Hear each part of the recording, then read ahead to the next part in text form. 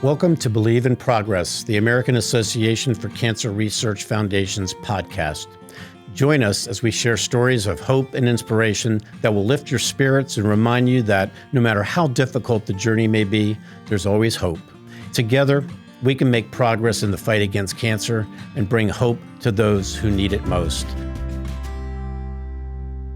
You started raising money for cancer research. Can you chat a little bit about that and maybe a little bit about what motivates you to do that? Yeah, absolutely. So, as you mentioned, my, journey in terms of cancer research and cancer awareness and fundraising started when I was a freshman in high school. So I was 12, 13 years old at the time when my childhood friend Kyla was diagnosed with leukemia. And she, went from one day being a perfectly healthy young lady to, being incredibly weak and all the other things that come with going through cancer treatment.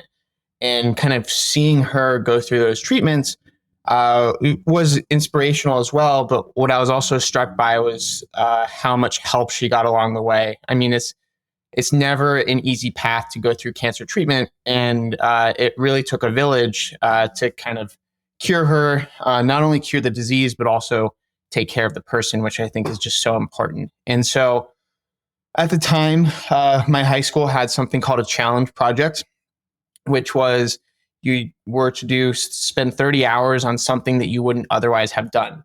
And now that's a very dangerous description for me because things that I wouldn't have otherwise done is quite lofty.